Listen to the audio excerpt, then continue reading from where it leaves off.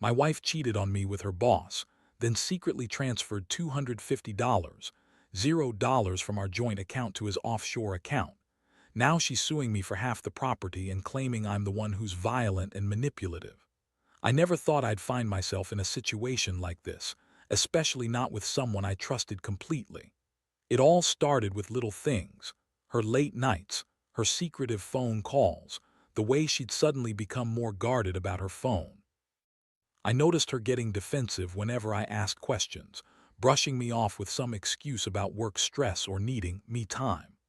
At first, I just shrugged it off, thinking she was stressed or maybe just bored with the routine.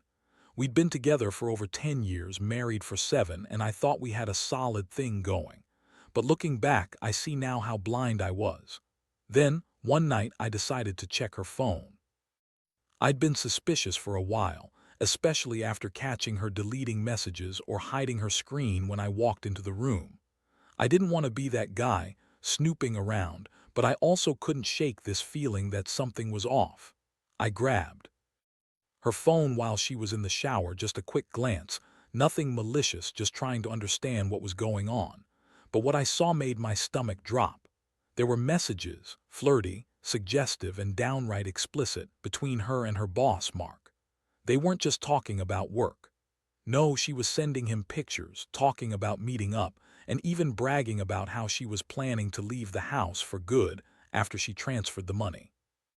I saw the words sex, hot, and can't wait to see you again all in her messages. The worst part, she was doing it while we were supposed to be a team building a life together.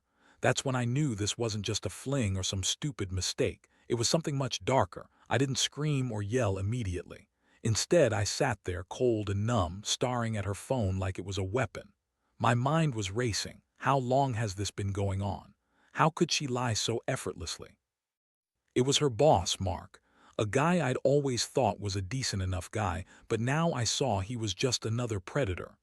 And the money, she transferred $250, $0, from our joint account to his offshore account. I found the wire transfer receipts in her email, hidden in a folder labeled travel plans.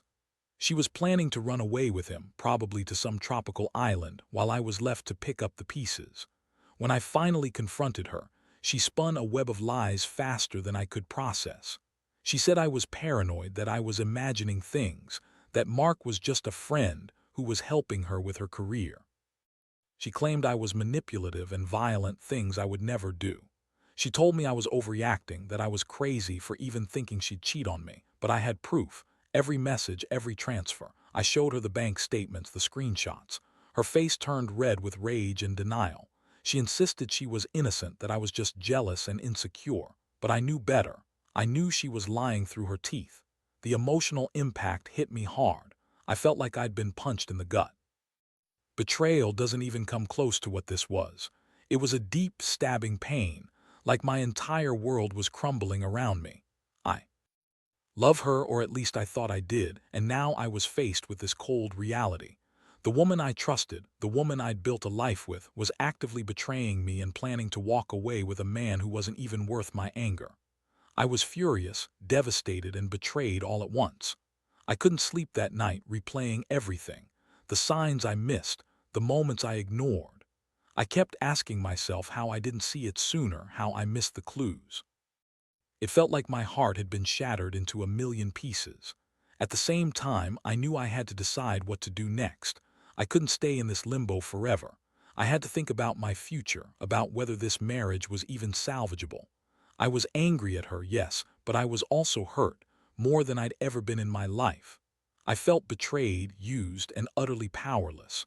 But I also knew I wasn't going to let her walk over me.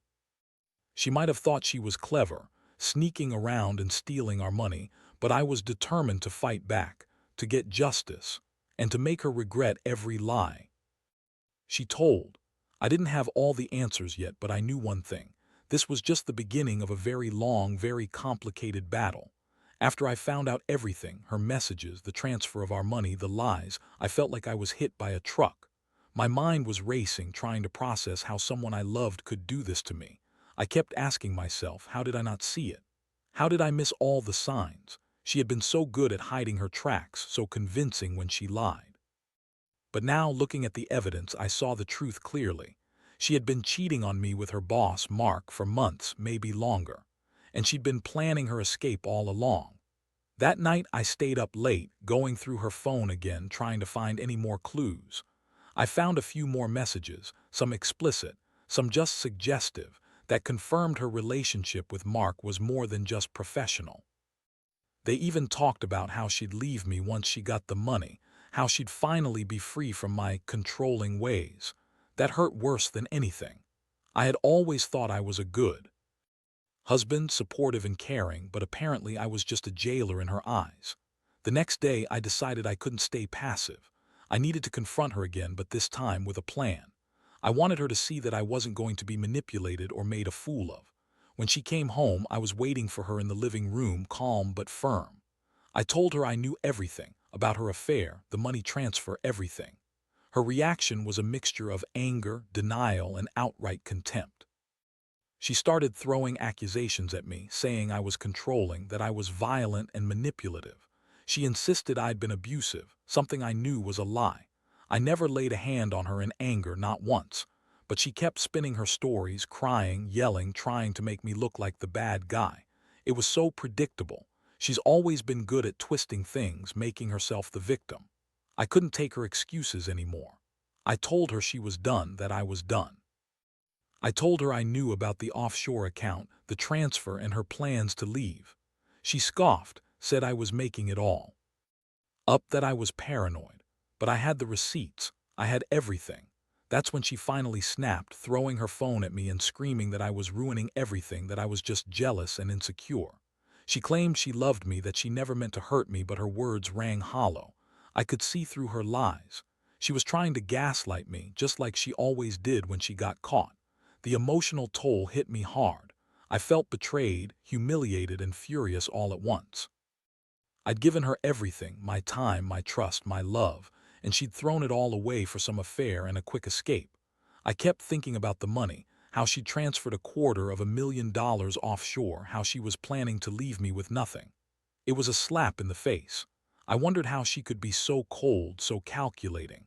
But I knew I couldn't just stay angry forever. I had to think about what to do next.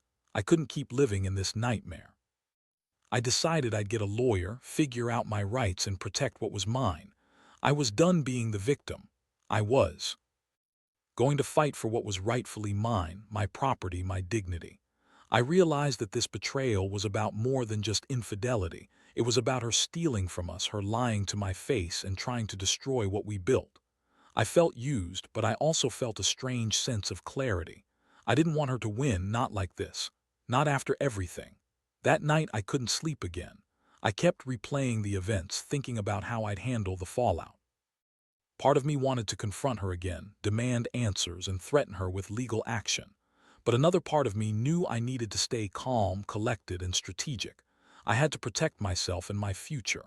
I started drafting a plan, getting legal advice, gathering evidence, and making sure I was prepared for whatever came next. I knew she'd fight me tooth and nail, but I was ready. I wasn't going down without a fight. The days that followed were a whirlwind. I spent every free moment gathering evidence, screenshots of her messages, bank statements, the wire transfer receipts, everything I could find. I didn't trust her to be honest anymore, so I had to cover all bases. I also reached out to a lawyer, someone who specialized in divorce and financial disputes, just to get a clear picture of my rights. It was shocking how quickly everything spiraled. What I thought was a normal marriage turned out to be a carefully crafted lie. My wife, Jessica, was relentless in her attempts to turn the tables. She started spreading lies about me, accusing me of being violent and manipulative, claiming I'd hit her or yelled at her in ways I never did. She even filed a police report claiming I had been physically abusive. The police came, but I had no record of any violence, no history of aggression. I told them the truth, that she was trying to manipulate the situation to her advantage. They seemed skeptical, but I knew I had to stay composed. I didn't want to give her any more ammunition. Jessica's lawyer sent me a cease and desist letter, demanding I stay away from her and claiming I was harassing her. It was clear she was trying to spin the narrative, make me look like the bad guy, But I wasn't backing down. I knew the truth and I had everything to prove it. I also discovered she'd been secretly transferring more money, funneling it into accounts I didn't even know existed. It was like she was preparing to disappear completely. I felt sick thinking about losing everything: my home, my savings, my dignity. Meanwhile, she was still insisting she was the victim. She would cry and scream about how I was controlling her, how I'd always been jealous and abusive. She'd say I was a monster for accusing her of cheating and stealing. But her lies didn't hold up anymore. I had the receipts, the bank records, the messages. I knew her game and I wasn't going to let her win.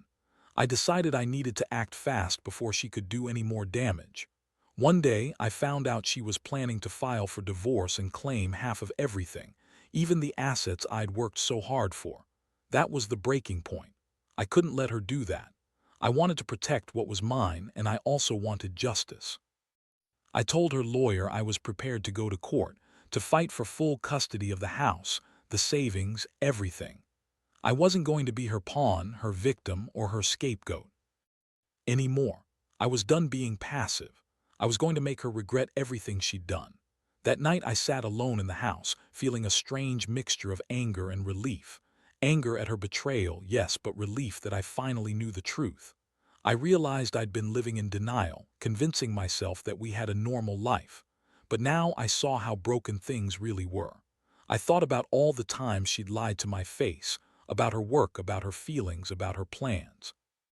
I thought about the money she stole, the lies she told her friends, her family. I felt betrayed on every level, but I also felt a strange sense of empowerment. I wasn't going to let her manipulate me anymore. I was going to take control, fight for what's mine, and make sure she paid for her lies. I knew the road ahead wouldn't be easy. There would be legal battles, emotional turmoil, and probably more surprises I hadn't uncovered yet. But I was ready. I was done being a victim. I was going to stand my ground and do whatever it took to get justice. The legal process moved faster than I expected once I had all my evidence in order. My lawyer prepared everything: detailed accounts of her financial transfers, the messages, and her attempts to manipulate the narrative. I was determined to fight for my rights, especially over the house and the money she had stolen. Jessica, of course, hired her own lawyer and started her own campaign to paint me as the villain. She claimed I was abusive, controlling, and that I'd hit her during heated arguments. It was all bullshit, but I knew she would say anything to get her way. Her lawyer sent a formal response, claiming she was entitled to half the property and demanding joint custody of our daughter, who was only 6. She played the victim card hard, crying about how I was mentally unstable and dangerous. I couldn't believe her. The woman who lied, cheated, and stole from me was now trying to turn our daughter against me. I felt like I was living in some twisted nightmare. I wanted to scream, but I kept my composure. I knew I had to stay calm and strategic. One of the most shocking moments came when I found out she'd been secretly recording conversations and hiding cameras around the house. I never thought she'd go that far, but it made sense. She was trying to catch me in some kind of trap, probably to use against me in court. I felt violated, betrayed all over again. How could she do this? How could she turn our home into some kind of battlefield? I was furious, furious at her treachery and furious at myself for not seeing it sooner. At the same time, I started to piece together the bigger picture. The offshore accounts, the transfers, the lies, they all pointed to her planning to disappear with Mark and the money. I learned from my lawyer that I could freeze her assets, subpoena the offshore banks, and even get a court order to audit her accounts. It was a long shot, but I knew I had to try. I couldn't let her walk away with everything. I had worked too hard for that. Jessica wasn't backing down, though. She kept trying to smear my name, claiming I was violent and manipulative. She even told our daughter I had hit her once, which was a complete lie. I knew I had to be careful. I didn't want her to win by turning the court against me. I decided to focus on the facts, on the evidence I had gathered. I wanted the court to see the truth, her lies, her theft, her betrayal. The more I fought, the more I realized how much she was willing to do to get her way. Meanwhile, I started reaching out to friends and family, trying to explain what was happening. I needed support, and I needed to make it clear that I wasn't the villain she was painting me to be. I told them about her affair, the stolen money, and her manipulative tactics. Some believed me right away, others were skeptical, but I didn't care. I knew what I had been through and I was determined to come out of this stronger. I also knew I had to prepare for the worst. There might be more surprises waiting for me down the line, but I was ready. Every day felt like a battle. I was exhausted physically and emotionally, but I refused to give up. I was fighting for my reputation, for my daughter, and for what was rightfully mine. Jessica's lies continued to escalate, but I kept my focus on the facts. I wanted to end this nightmare once and for all, to get her out of my life and get back my peace of mind. I knew it wouldn't be easy, but I was finally starting to see a way forward. I just had to hold on a little longer and keep fighting for justice. The court date finally arrived after months of legal battles, and I felt a strange combination of relief and dread. I knew this was the moment everything would either fall into place or blow up in my face. Jessica showed up looking polished, her eyes cold and calculating, trying to project the image of the innocent victim. She kept insisting I was the one who was abusive and manipulative, even claiming I'd threatened her and our daughter. Her lawyer argued that she deserved half the property in custody, citing her contributions to our marriage, which I knew was a lie. I had all the evidence to prove she'd been cheating, stealing, and planning her escape. During the hearing, I laid out everything: the messages, the bank transfers, the offshore accounts, her attempts to record and spy on me. I presented the court with the proof of her transfer of $250, $0 to Mark's offshore account, which I had managed to freeze after filing a motion. I also introduced the bank statements showing how she had drained our savings, leaving me with a fraction of what we once had. I explained how she had lied about her whereabouts, how she'd been having an affair with her boss, and how she'd planned to leave with the money and start anew somewhere far away. Jessica's lawyer tried to discredit me, claiming I was emotionally unstable and violent.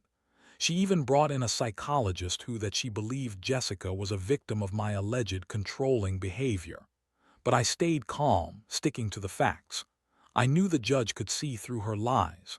I had plenty of evidence: text messages, bank records, recordings that proved her deception. I also pointed out the offshore transfer, which I argued was a clear sign she was trying to hide assets and cheat me out of my rightful share. The judge listened carefully, asking questions and scrutinizing the evidence.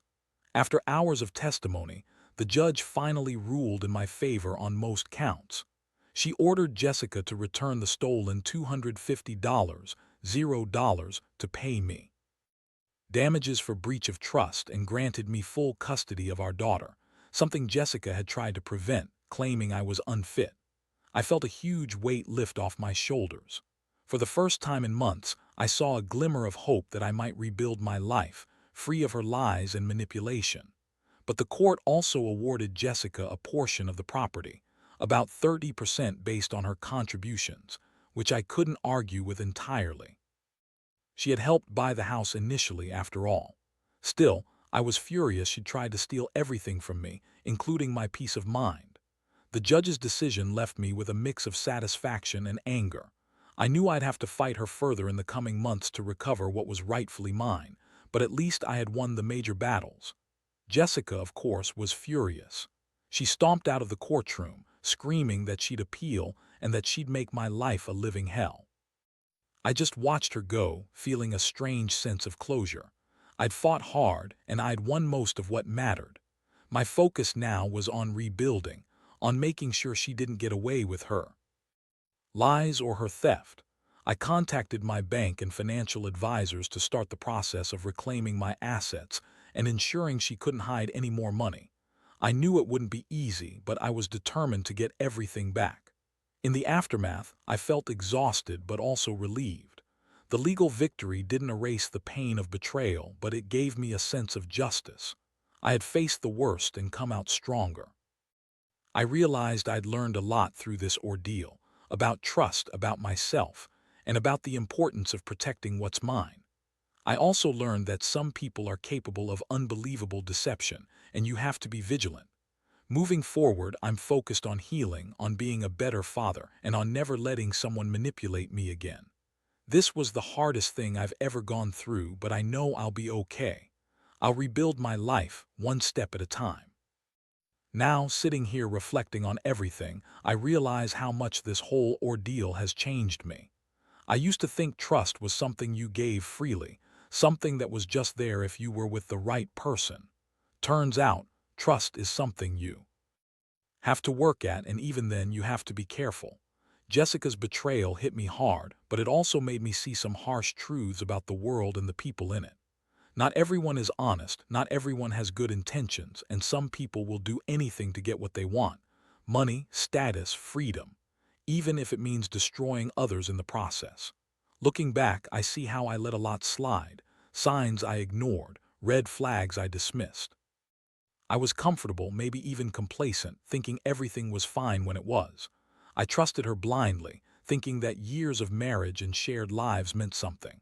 But now I know that trust isn't enough.